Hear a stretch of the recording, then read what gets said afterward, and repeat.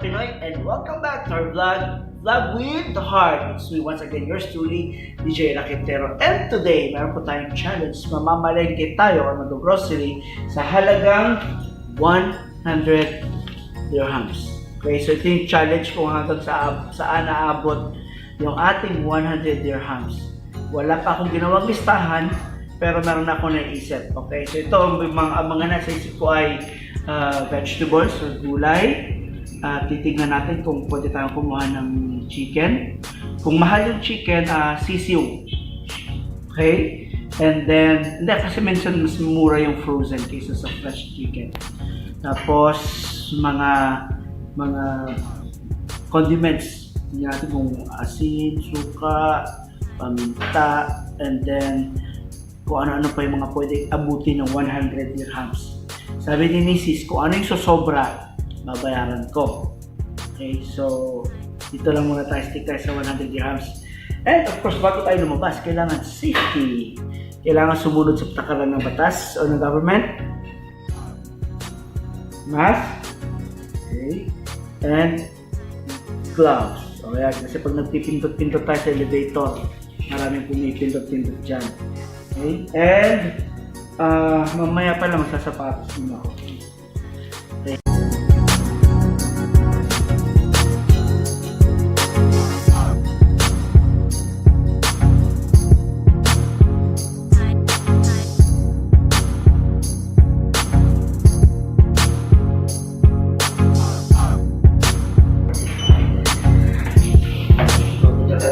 Kailangan may social distancing sa dulo. Malapitan naman, nalalakad lang.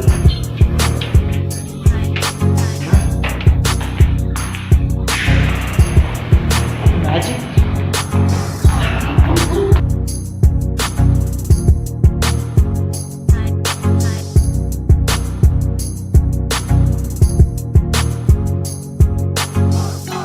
Oh, yan. Yan na yung mall. Tatawid lang sa daan. Yung mall. Tatawid lang sa daan, no? Sige. Hello and we're back. So, galing na kami nag-grocery. Hindi ko na na-video sa loob kasi medyo mas matatagalan tayo. So, ang binayaran natin ay 147 dirhams.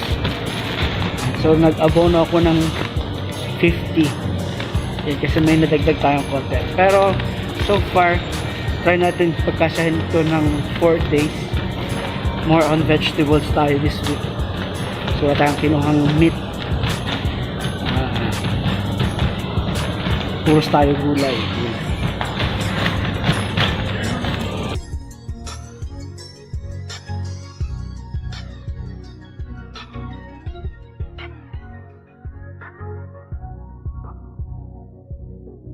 Namin ngayon ay siya ang mag-grocery. Dapat pagkasyahin niya yung 100 dirhams sa loob ng isang week. Ngayon, pag lumagpas siya, babayaran niya yung excess.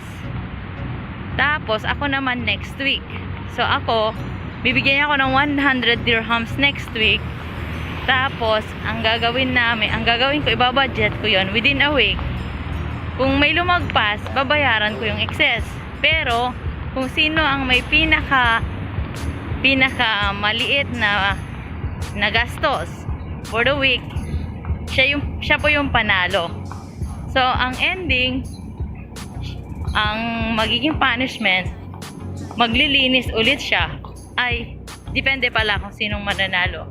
Kung mananalo ako lahat gagawa ng gawaing bahay. Pero pag manalo siya, edi pag manalo pala, baliktad. Pag matalo akong gagawa ng lahat. Pero pag talo siya gagawa lahat.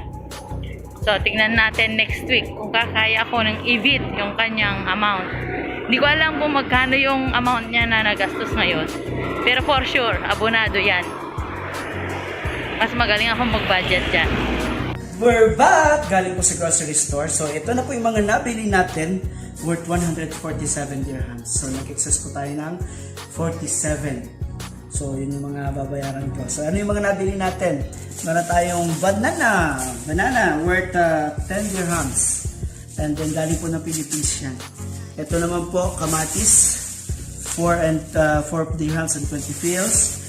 Lettuce, 1 dirham. Okay. Fresh para sa burger natin mamaya. Meron tayong saluyot. Okay, so ang ginagawa ko sa saluyot ay minsan hinahalo ko sa sabaw and of course paksiw. Lalagyan na siya ng suka. Meron tayong pechay, panghalo din sa sabaw. And of course apple. Ang pechay natin nasa ano lang to, 4 dirhams. Meron tayong apple, 6 dirhams, fresh. And then mushroom, grapes, broccoli. Ito yung pinaka-favorite ng anak ko. Worth 5 dirhams. Cheese, mozzarella cheese. Gagawa tayo ng pizza mamaya. Okay, pag hindi tayo tinamad. Meron tayong french fries. Egg, 15 dirhams. Carrots, 5 dirhams and 10 fils. And meron tayong, ito para din sa pizza mamaya. Meron tayong bell pepper.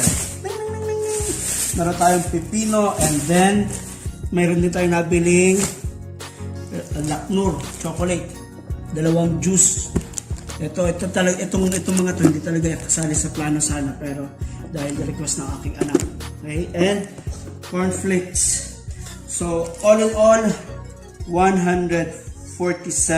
So meron tayong tax na 7 dirhams. And of course, mamaya gagawa ko ng burger. So yung burger patty, meron akong nabili dyan dati pa na ground beef. Yun na lang yung gagawin natin, homemade. So yung mga pansit natin, homemade din. So abangan nyo po, ang next challenge natin, kailangan mabake niya to. Without list, lumabas ako, walang listahan. So, without list, gagawin din ni Shirley. Ayan, so hiyain siya. God bless, much love. Always remember, subscribe po, Vlog with Heart. That's good.